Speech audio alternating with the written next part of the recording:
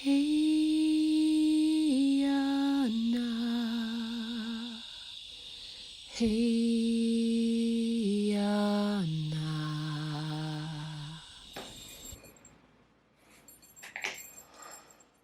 Hello.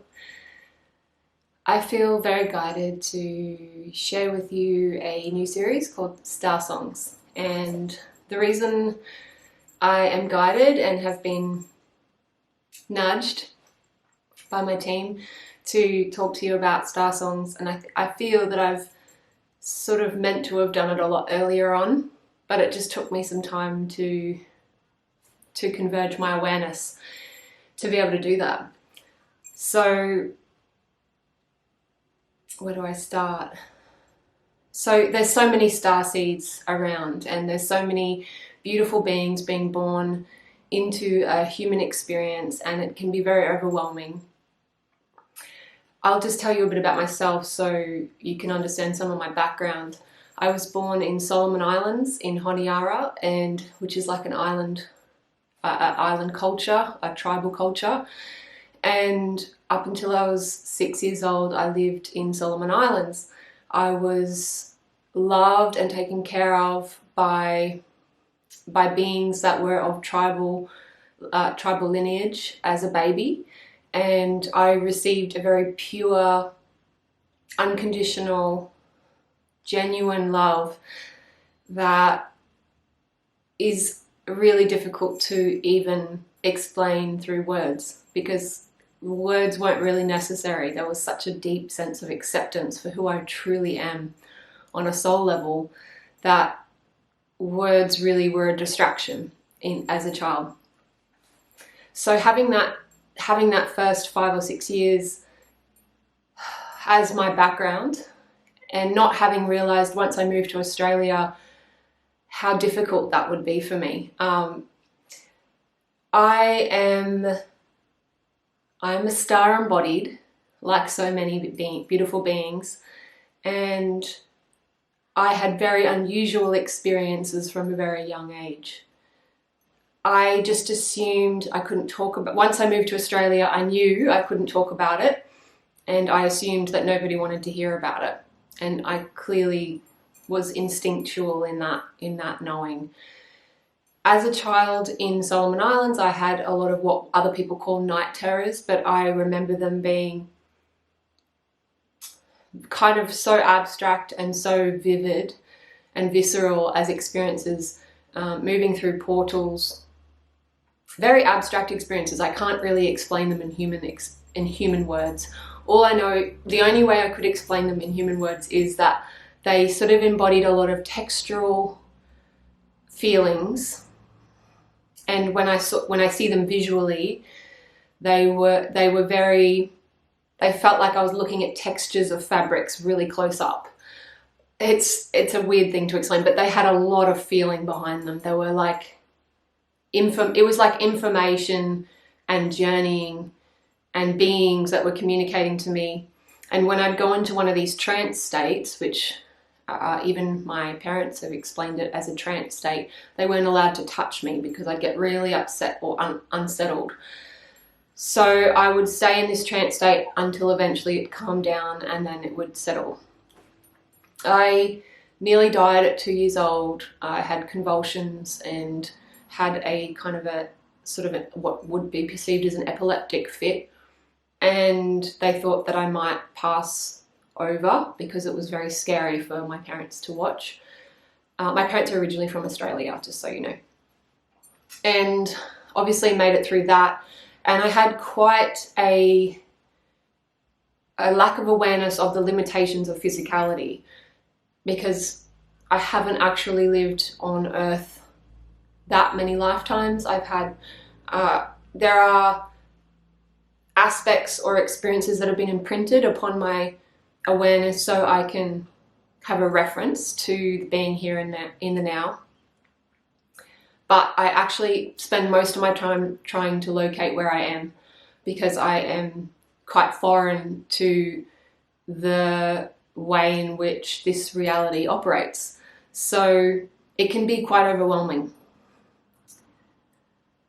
When I moved to Australia, it was a real shock because I went from a tribal culture without too many words, with a lot of ceremony, a lot of dance, a lot of music, in terms of the way they'd sing and dance.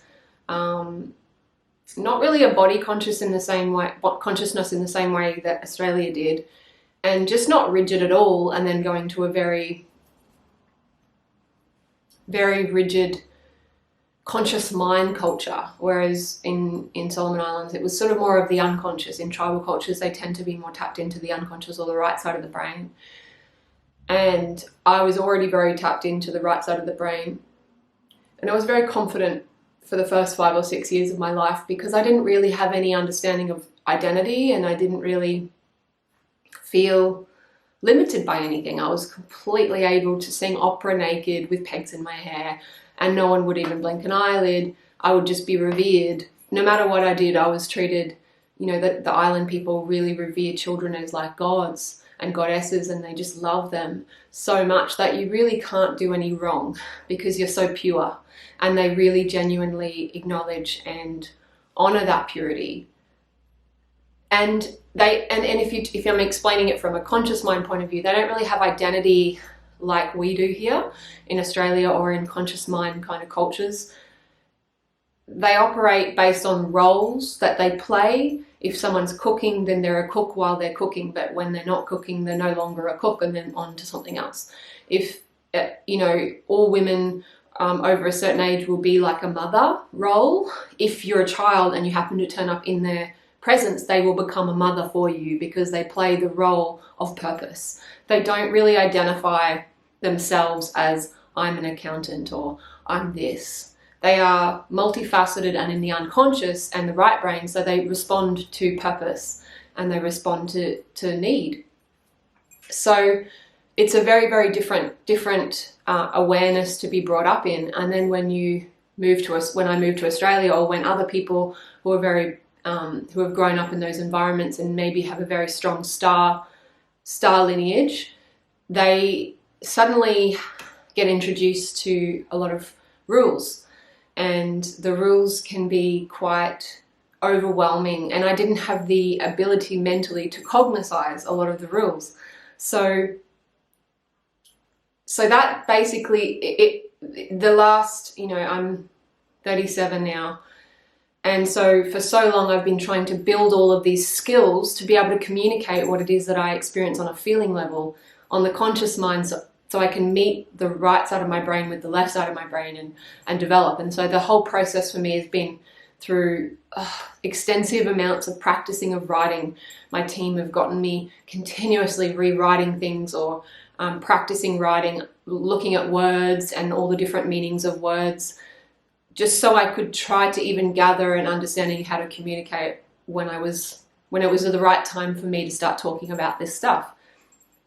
So basically this is more of, an introductory flow for Star Songs, but I will be, in the future, be channeling information or feeling spaces through art, through prayer, and through whatever naturally comes through at that time, and help also by bringing stories that I've had in terms of my life experience that will help anchor some of those things in storytelling. It's been such a journey to be on Earth. It feels like I've been here on a holiday from another star system and constantly trying to integrate the vast amounts of information through being around other people who have very fixed personas or identities, and I don't really tend to have people who know me very well and have spent time with me might see me as a fixed persona, because they're operating from their own persona or projection or what they perceive of me. But I don't really see myself as somebody who has a very fixed persona. I'm kind of so flexible that I can feel like a lot of the time I'm working out where I am continuously, and it can be a lot of work, of energy to maintain that, locating myself on Earth and working from almost a minus point of view, because I haven't had many lifetimes here, and I have specific things that I've come here to do and be and share with people. And some of those things are circle work, altar practices through specific ritual or ceremonial things that have really helped me anchor myself into this here and now, which I will be offering at some point soon. And also I'm writing several books and doing quite a few things, but like I said, I'm not really fixed in one way, so I tend to have to do things holistically. So I'm usually writing several things at the same time and then just trying to figure out where they go. And all the paintings and artwork has been the most fun for me, and dancing artwork, because I get a finished product and I get to enjoy the colors of it, but writing is so much more extensive. So basically the whole process or purpose of this series is to create a space for people that have found it very difficult to integrate on this planet as star seeds or star beings, and that have a very emotional, fluctuating energy that is not necessarily stable, and it is very challenging because so many different people or beings that have a very fixed persona who tell you how to be without even knowing that they're doing it, because they're just so fixed in that identity. They sometimes pull you off balance without realizing. Sometimes they put you on path by pushing you to, and then you go into a limited, and then you realize that you're so much more than that. For me, I am constantly working out where I am and who I am, and I don't often have a reference to that. And so that can also cause confidence, a lack of sense of self, a sense of self in terms of persona. And that can be quite confusing. And I know a lot of beings that are coming into this planet at this time are faced with some of these major battles, I guess you would call it, to navigate this consciousness and to be in this here and now, to honor what it is that they come from in terms of prime source and consciousness and their creativity. And then the world is in some ways so enslaved with belief systems of identity and the forgetting of who they truly are, that it's easy to get kind of caught up in the rip of that. So I wanted to share one art piece, what came through about a month ago when I was having a sort of almost a shock and anchoring process where, like at nighttime, I'm very dream-based. Like I mentioned, when I was a child, I had very vivid experiences, and I still do. So sometimes I'm up all night receiving lots of downloads, and I find it difficult to, I'm bouncing around at nighttime all night, and then I crash out in the morning. But I'll receive a lot of information. It's quite mentally overwhelming. And sometimes it comes purely in colors, and other times it comes through really intense feelings.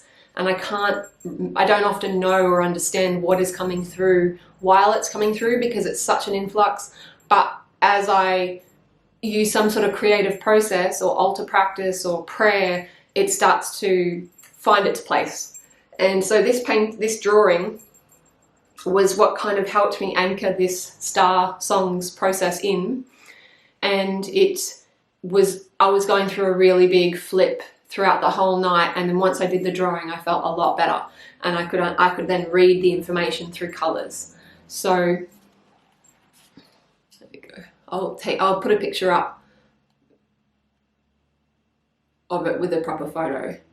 But basically it has a lot of fire energy, a lot of transformative energy, but also quite a lot of anchoring, even though maybe people don't see it, but I felt this like pillar and ways to bring in, and I kept saying pink because pink is a really big receptive color. And so when I'm about to receive a lot of information, I often get pinks come in as a very direct coloring to let me know that I'm just about to get flooded, which is also awesome. And then that night I was actually receiving another image, but I didn't draw it that night, and it was to do with, I work with crystals and liquid crystals as well. And so what came through was sapphire as a record keeper, and sapphire is the keeper of truth, or the truth flame. And this came through also with emerald, which I thought was really beautiful with the dolphin and elephant. But yeah, this has a lot of record codes in it, just helping me anchor in some of the information that was coming through for me at this time. So you can see that these triangles are like little doorways into the unconscious and out of the unconscious, and they're also like what we call record keepers on crystals. And so they're like doorways into different activations of time and space / purposes or things that are anchored in at certain things that are helping me bring through what it is that I'm here to do, and what it is on some level that I've kind of been really scared of doing, because I am. And sometimes that can be a bit scary to know that I am. And that you have these messages to pass on, and then you hear other people diminish that awareness because they're so fixed in their persona. So it makes it difficult sometimes to feel confident to know that, hey, this is okay. There might not be, there are people doing it out there, but they might not be people doing it your specific, the feeling and the voice that's coming through you specifically. And I'm very, very creative. So it was almost too much for me to I couldn't even process how to actually express all of this information and how to channel it through. But I really just have to start somewhere, and that's through this video. So Star Songs will commence soon, and I will generally start with a prayer to anchor in the energy, and I'll either have done a drawing or will do a drawing, or have something visual in terms of that process. And then I'm not sure what will come through, because I have these beautiful and amazing guides that have been really wanting me to step into this path of being seen, which I am resistant and reluctant to be in that, even though my creativity makes me look like I'm confident. There's a real overwhelming fear around being seen and not really knowing what the hell I'm about to say.